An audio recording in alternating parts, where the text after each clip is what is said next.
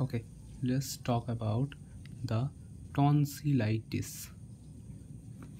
তাহলে টনসিলাইটিস মানে হচ্ছে টনসিলের ইনফ্লামেশন। কার জন্য এই ইনফ্লামেশনটা হচ্ছে? মোস্ট ইম্পর্টেন্ট কোয়েশ্চেন এখানে হচ্ছে অ্যাকিউট টনসিলাইটিস, হিমোলাইটিক স্ট্রেপ্টোকক্কাস, এটা হচ্ছে মেন অর্গানিজম।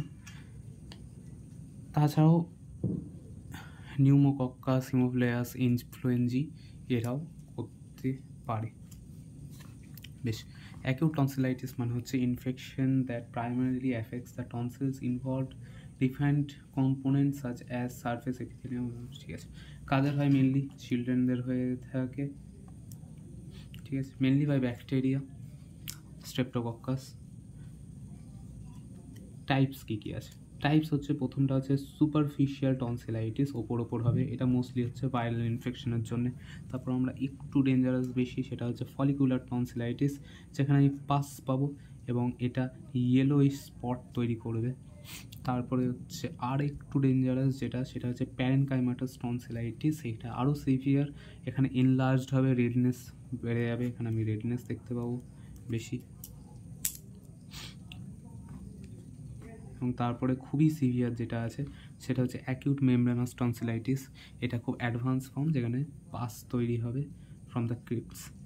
ওকে, ইটিওলজি কি? এটা সাধারণত চিলড্রেনদের হয় এবং বড়দের ইউজুয়ালি হয় না, 50 বছর বয়সের কাছাকাছিতে হয় না। কি সিমটম আমি দেখতে পাবো? সিমটম সেম অ্যাজ এটা ক্রনিক টনসিলাইটিসেও সেম হবে। তাহলে স্ট্রেপ্টোকক্কাসের জন্য অবভিয়াসলি আমার হচ্ছে সোর থ্রোট হবে, সোয়ালো করতে পারবো না, ফিভার আসবে।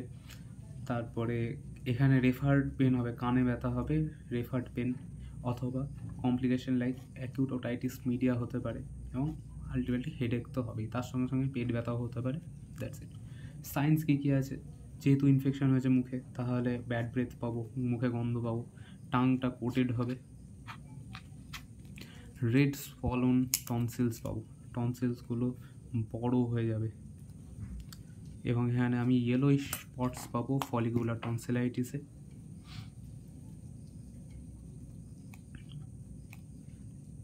স্পটস থাকবে ইয়েলোইশ, অথবা membranous that can be white top, membranous টনসিলাইটিসে।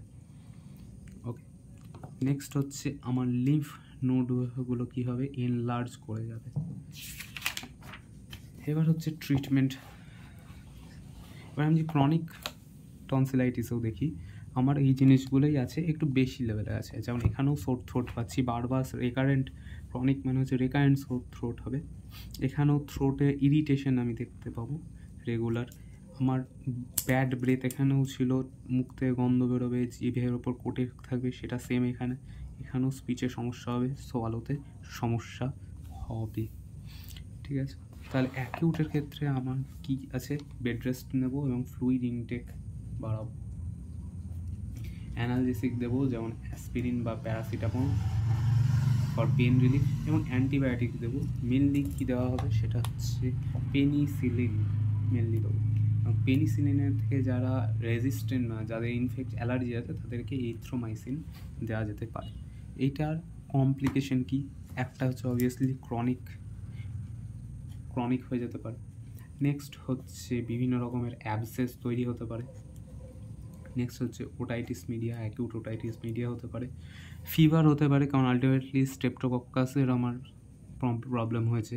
তারপরে group A beta hemolytic streptococcus যদি থাকে, তাহলে আমার অ্যাকিউট গ্লোমেরুলোনেফ্রাইটিস হতে পারে, এবং তার সাথে সাথে এন্ডোকার্ডাইটিস বা ভালভিউলার হার্ট ডিজিজ এগুলো হতে পারে।